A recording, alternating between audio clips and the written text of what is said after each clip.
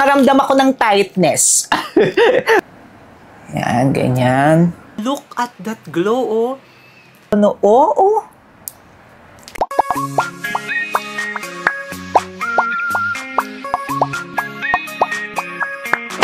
Hi mga kamukha!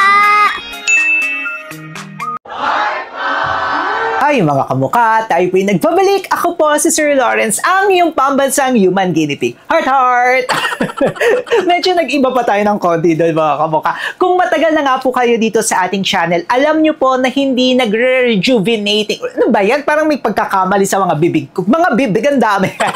Sa bibig ko, no? Hindi po tayo nagre-rejuvenating set dito mga kamukha. Marami tayong alternative. Kasi ayaw nga po natin na nag-hydroquinone at retinoid nga po tayo mga kamukha. Kasi itong dalawang ingredients na yan, diretso na tayo mga kamukha, dalawang ingredients na yan mga kamukha, dapat po kasi yan ay may prescription from our doctor. Kaya iniiwasan talaga natin mga kamukha.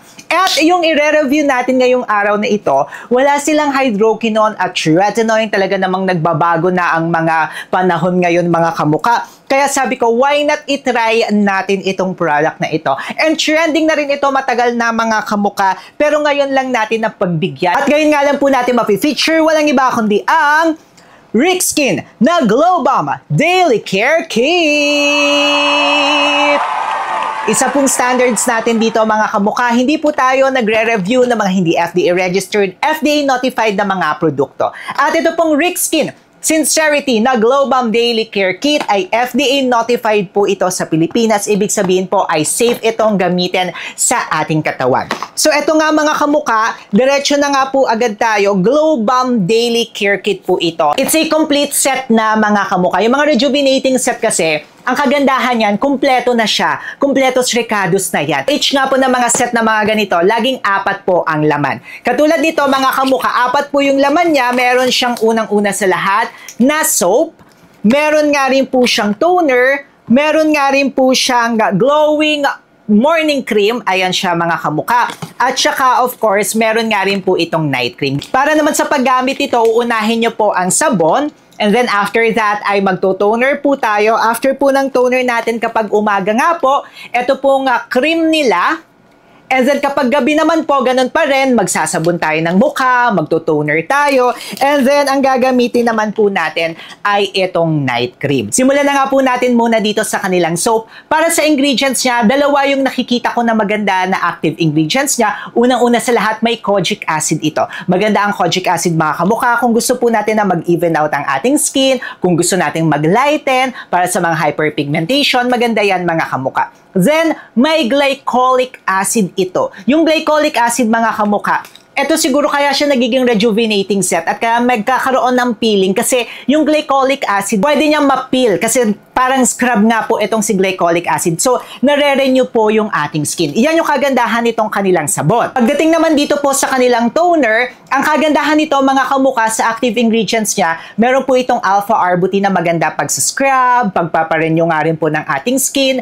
Meron nga rin po itong retinol palmitate or vitamin A. Maganda siya mga kamukha kasi form na nga rin po ito ng retinol and isa sa pinaka-gentle itong si retinol palmitate. And then meron nga rin po itong vitamin E na maganda rin yan para sa hyperpigmentation, pagmamoisturize ng ating skin, and may vitamin C siya mga kamukha. So yung combination nila, actually ang ganda niyan mga kamukha. Kaso nga lang ang nakikita natin dito na downside ay talagang magpipil tayo, may tendency na magpipil tayo, or ang pangalawa na nakikita natin dito, magiging sensitive talaga yung ating skin. Kaya make sure nga po na magsa-sunscreen tayo. Kaya nga sa umaga, lalo na kung lalabas tayo, ay meron silang ganito. Ayan. At ito nga po is meron po siyang sunscreen mga kamukha. Tapos nilagyan nga rin po nila ito ng mga antibacterial, ng mga leaf extract like may Centella asiatica, marami pa tong mga Japanese knotweed na root extract, Camellia sinensis, meron nga rin ito na licorice root extract. Marami siyang mga root extract mga kamukha at talaga namang antibacterial yan. At ang kagandahan nito is poprotektahan nga po yung ating skin. Kasi nga, itong dalawa pa na produkto na ito mga kamukha, may tendency talaga na mag-peel at maging sensitive. And then sa gabi niya, Okay, eto naman mga kamukha na cream niya sa gabi. Ang kagandahan naman ito is meron nga rin po itong retinol palmitate or retinol na tinatawag tayo. May vitamin E and may vitamin C siya. Same siya nitong si toner. Upon checking yung kanyang ingredients, okay na okay silang pagsamahin na 4. Kaso ang nakikita talaga natin na downside lamang nito, sa ingredients itself, dahil potent yung mga ingredients niya, may tendency talaga na mag-peel. Kaya kung ayaw nyo mag-peel dito mga kamuka, iiwasan nyo siya. Pero kung ready na kayo, kasi may downside yung mga ganito talaga. Downside in a sense na pwede rin kayong mag-breakout, pwede kayo na mag-peel or magbalat-balat ang inyong skin dito at bago siya magre-renew. Kaya kailangan nyo talaga ng time. Kaya dapat din, hindi kayo aalis mga kamuka. Or kung nasa office kayo, ayan, makikita talaga na nagbabakbak kayo. Okay, experience time! Ginamit ko nga po ito.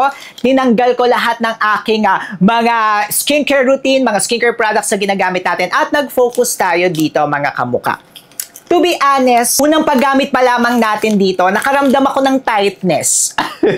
Parang naging tight. Kasi ngayon na lang ako ulit gumamit mga kamukha ng potent na mga ingredient, kaya nagulat yung skin ko.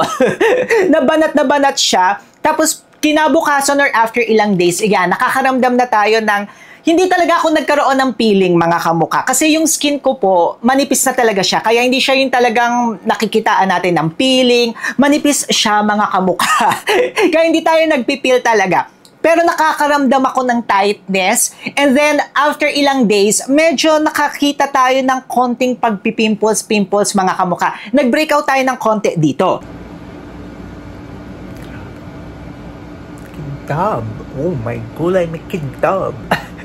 Pero meron tayo dito, ayan, may konti siya mga pimples na tumubo. Then, ito rin, meron dito. Pero ang kintab niya, guys. Glass skin. Naiisip ko po na reason kung bakit ako nag-breakout. Pero hindi siya yung ganun kalala talaga ha. Ano lang, ganyan-ganyan lang siya, konti-konti siya. Kasi nga po, meron talaga ako na very sensitive skin mga kamok. Manipis na talaga yung mukha. Pero alam nyo, ang kagandahan niya, kung bakit ko siya itutuloy kaya ikukwento ko rin ito sa inyo, is kasi talagang nag-glow yung skin ko. Talagang nakita ko talaga yung, actually hanggang ngayon, ayun, talagang ang ganda niya. Pero mamaya na yan. Nakita ko talaga na nag-glow yung skin ko. Potent ka po yung mga ingredients na nandito, lalo na yung glycolic acid mga kamuka. Kaya nagulat siguro yung aking skin. Kaya sabi ko, dahil ginulat ko yung skin ko, ito, ano lang to mga kamuka, bibigyan ko lang kayo ng parang suggestion, nasa sa inyo pa rin yan. Ang ginawa ko is in-incorporate ko na lang, okay? In-incorporate ko na lang ito sa aking skincare routine. At panoorin nyo nga to. Hello mga kamukha! Oh, wow! Pak na pak! Oh, ay, shucks!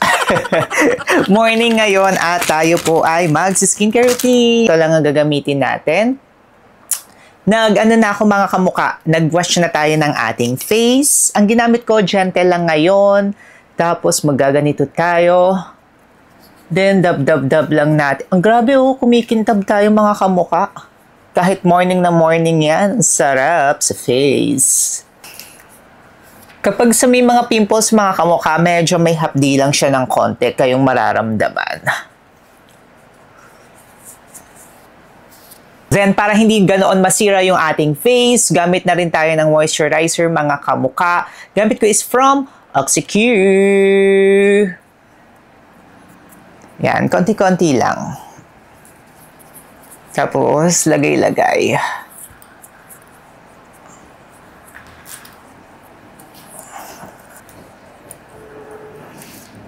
Sunod na nga rin po natin itong kanilang morning na pang routine. Okay. Yan, ganyan.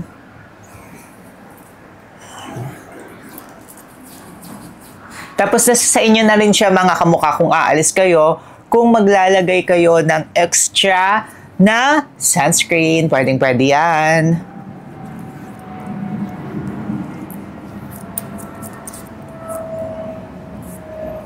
Pero look at that mga kamukha. Grabe, kumikintab tayo. No? Oo. Grabe. I love it.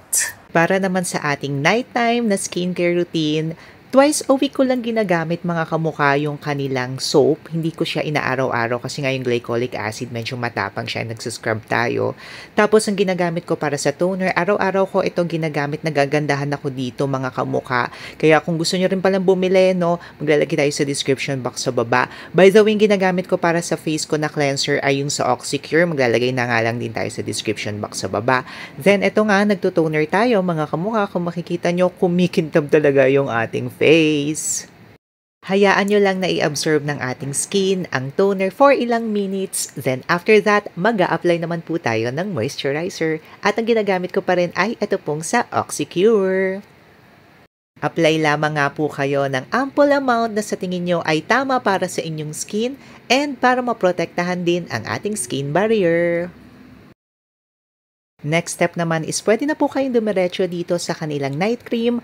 Pero ako nga po ay gusto ko talaga ng nagre-retinol. Kaya naman magre-retinol muna ako before their night cream. From Good Molecules pala itong gamit natin na retinol. And may separate video tayo ng review nito kung gusto nyo mapanood. And kita nyo naman mga kamukha, ubus-ubus ko na siya.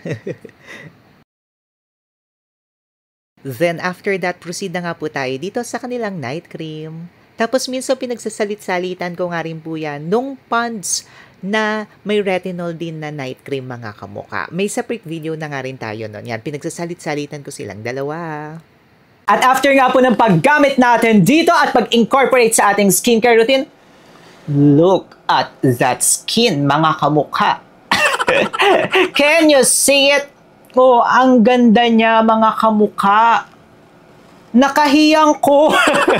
Another update tayo mga kamukha. Look at that glow, oh. Nawala-wala na ang ating mga pimples. At grabe yung glow ng skin natin dito, guys.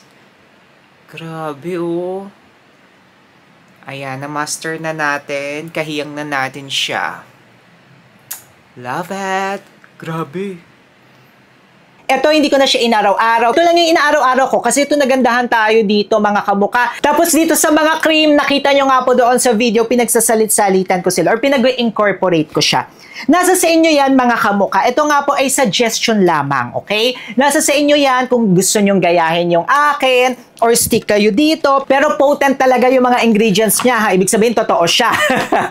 Kasi nag-e-effect talaga siya. Kaya kung kayang i-tolerate ng inyong skin, pwede naman siya araw-arawin at pwede naman siya talagang gamitin alone mga kamukha as set. Pero kung gusto nyo nga rin po siya na i-incorporate na katulad ng ginagawa ni Sir Lawrence, better siya para sa akin. Pero kapag dito lamang kayo magfo-focus mga kamukha, make sure na gamitin nyo lamang po ito ng 1 month, 2 months, yung iba up to 3 months. Tapos after nito, stop naman kayo. Mag-maintenance naman kayo mga kamukha ng inyong skin. Pag katulad ko na ini-incorporate, pwede naman yan mga kamukha. Pero katulad ko, oh, look at that. Walang nakalagay dyan mga kamukha na highlighter ha. Oh, kita nyo naman yan. Pero I love the glow. Ganda oh. Glowing siya. Pero katulad nga rin mga kamukha, dahil ganito nga siya ka-glowing at medyo manipis yung ating skin at ninipis talaga yung skin nyo kasi magre-renew yan, make sure na dadamihan nyo talaga ang sunscreen ha. And speaking of sunscreen, by the way, kung gusto nyo palang bumili ng legit nito, baka mapeke kayo, mura na nga lang ha. Maglalagay tayo ng legit shop dyan sa description box sa baba. And kung gusto nyo naman ng sunscreen ng mga magaganda dito sa Pilipinas, may separate video tayo niyan. Eto yan mga kamukha. Siyempre, mag-subscribe na rin kayo kay Sir Lawrence. Paano ba yan mga kamukha? Until our next video. Paalis na po ako. Click nyo na to.